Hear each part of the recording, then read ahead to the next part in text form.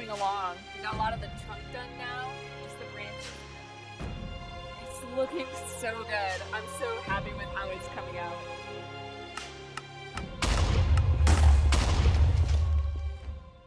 This is normally where the intro goes, but there is not going to be an intro here today.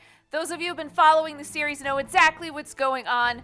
Butter blew up our tree in his last episode, and I cannot let this go unpunished. For those of you who are new to New Nations, basically this is an Avatar mod-based series with me and a bunch of friends, and we are building up to the big war, and the big war is pretty much here. Like, this was the war declaration. This is it. War has started. The 8 of us have been building up our nations for the past 4-ish months now, and we are about to get it on. We have mods that allow us to make NPC soldiers, and we are about to go to battle and attack each other's nations and see who has the best nation.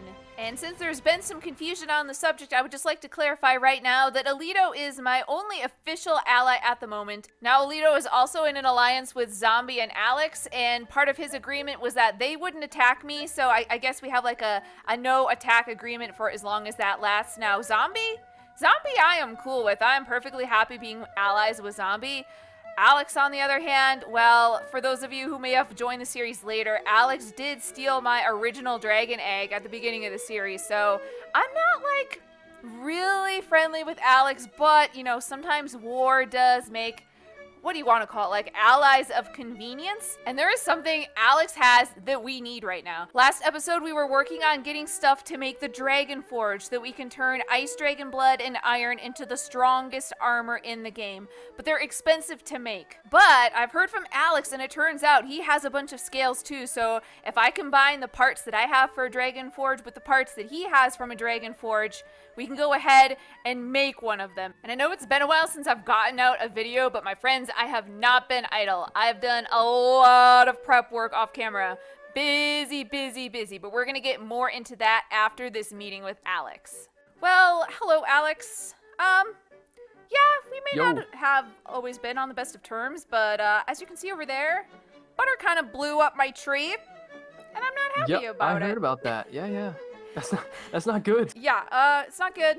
Basically, I'm still kind of not very happy with you for stealing my dragon egg, but considering the war is imminent and Butter is the more immediate threat, and you have worked out that deal with Alito, I am willing to go in with you because I hear you have some of the stuff for Dragon Forge, right? Ice Dragon Forge? Yes, I brought over some dragon scale blocks and dragon bone blocks. Awesome. And I also have some of the components to make one of these things, so I am totally cool with working together with you for this so that we can, Sweet. Get this thing made and get ourselves armored up. This. Slight problem of me not knowing exactly the order that stuff is supposed to go in. I think I know. Okay, here. I will. And... Alright. Q.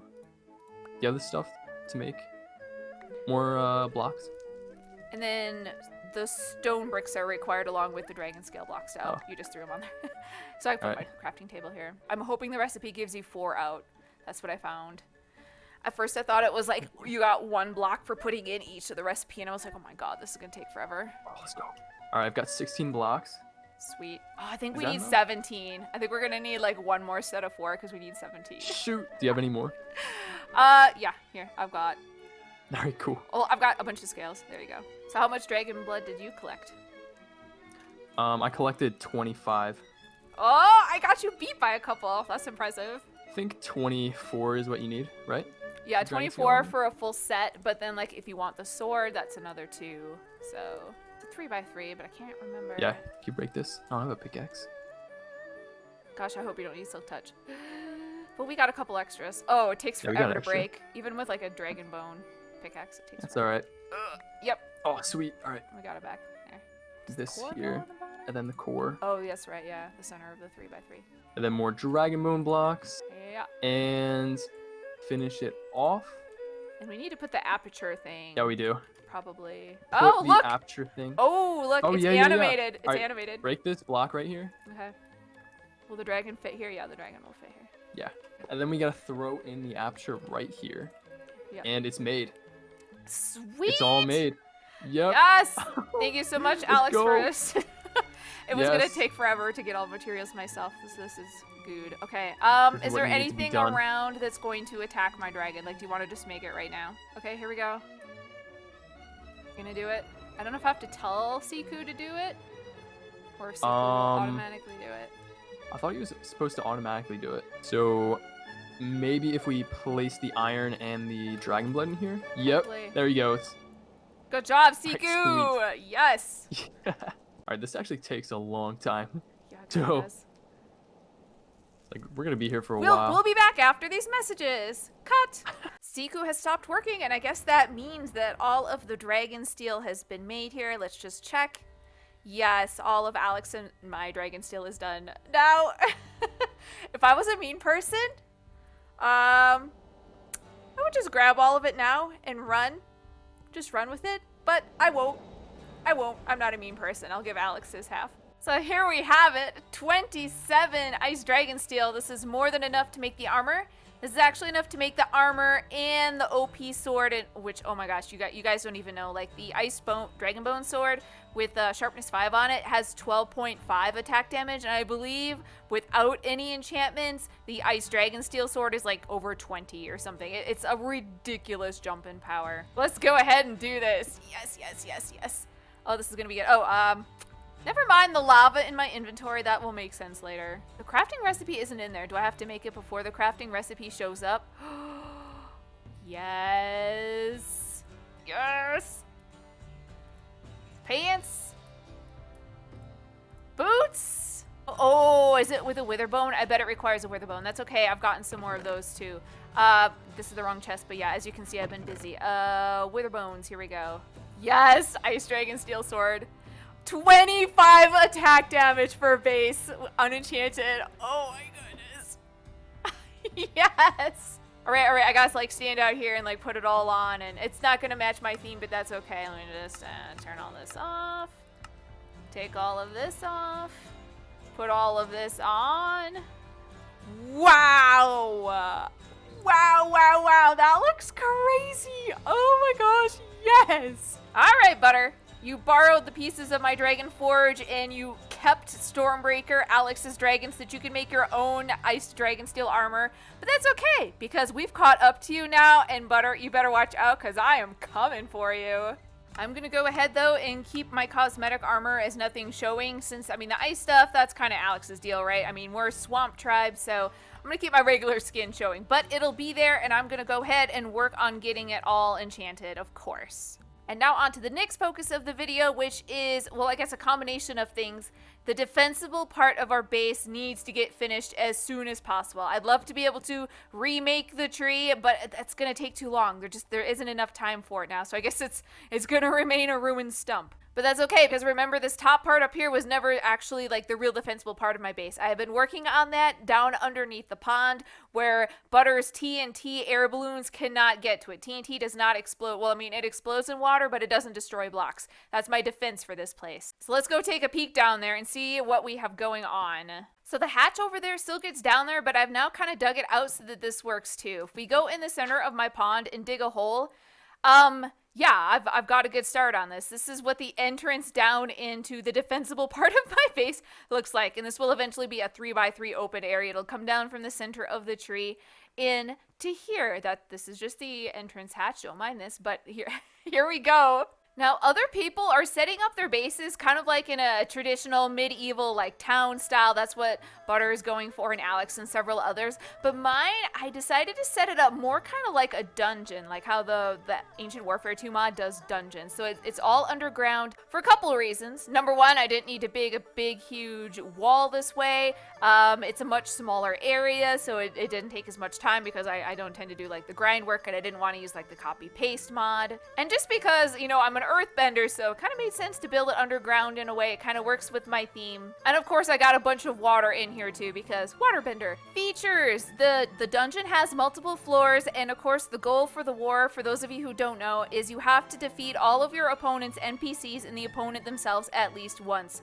So instead of having all of my people like spread out over big, huge area to let people pick them off one by one, I'm going to have them clustered in this smaller kind of dungeon thing, and it's going to have multiple levels. Now, There is obsidian between every floor, so there's obsidian up above me, there's obsidian below me. This is gonna force the army, like the invading army, to go through every level and go through all of the traps.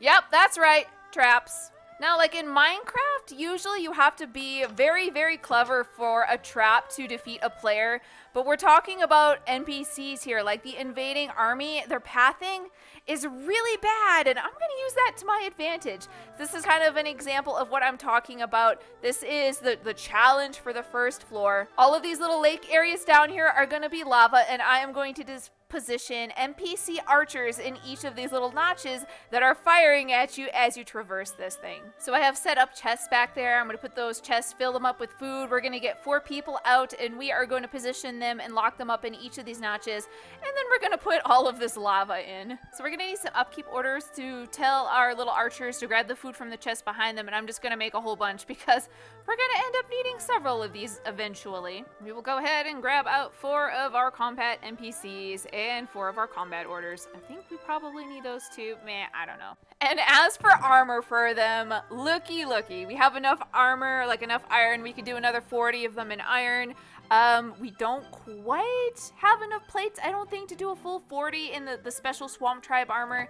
I have been collecting and smelting down cactus and lapis to make the special swamp tribe armor, but I think that's what we are going to do for these 4, because, I mean, swamp tribe. Gonna go ahead and do this last one on camera with you all. The lucky winner is Mr. Melon 09. Yep, there we go. And all of these guys are getting power punch bows. I mean, power is pretty obvious in punch because that's gonna help knock people off of, oh, interesting, I got rid of the, do I have to like retype it in? But yeah, all these guys are gonna have power punch bows. Punch because it's gonna knock NPCs and players off into the lava, which is good for me.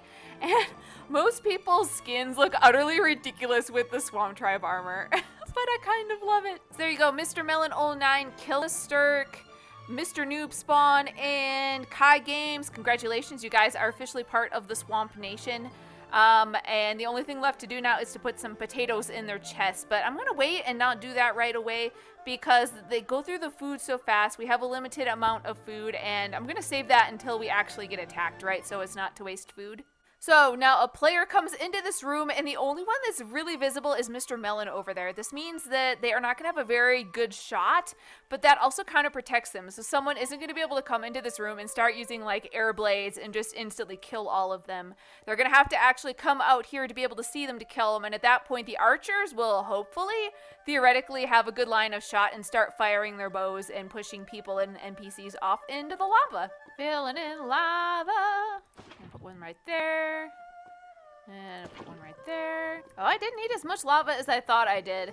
I kind of don't want the lava to be even because the NPC pathing is so bad that they're not going to be able to climb out of this lower area just on the off chance that they're wearing fire-resistant armor and be able to get out super easy.